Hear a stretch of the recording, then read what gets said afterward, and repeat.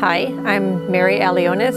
My husband and I, Vince Alionis and I, run Whistling Duck Farm. We're here in the Applegate Valley of Southern Oregon. We have a small-scale organic farm. We grow mixed vegetables. We have seed garlic that we ship all over the country. We grow some other seed crops sometimes, like this corn behind us.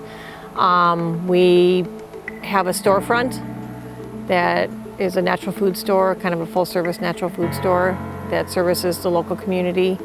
And we have a certified kitchen where we make krauts and fermented foods, kvass, and just also some grab-and-go foods with our veggies. We started at farmers markets and started making relationships with natural food stores, with the local co-op, and then we moved here on this side of the valley, in the Siskiyou side of the Rogue Valley, in 2003.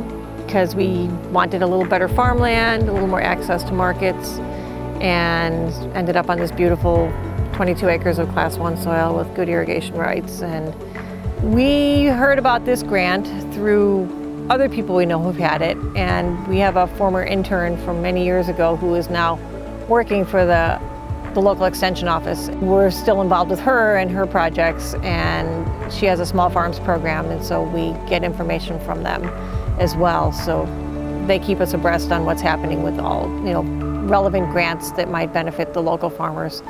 And like I said, we know people who've had this grant in the past and benefited from it and helped push their business to a next level of financial sustainability.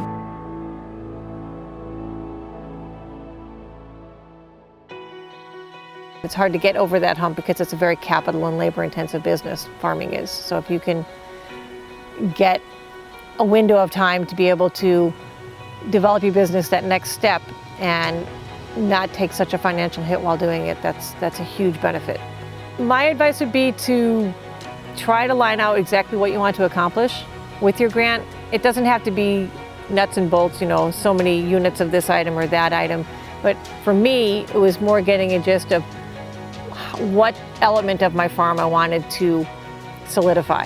And for us, it was taking our fermented foods and launching them into our local marketplace outside of our store and our growers market, but to launch it into local retailers. I think that this grant is a wonderful opportunity for small-scale farmers to avail themselves of taxpayer dollars. The majority of ag dollars go to large-scale ag.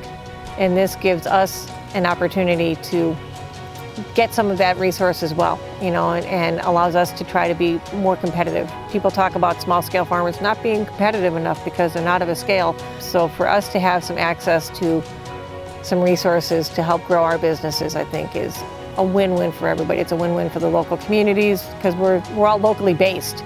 And so we're providing jobs in our community, we're providing food to our community.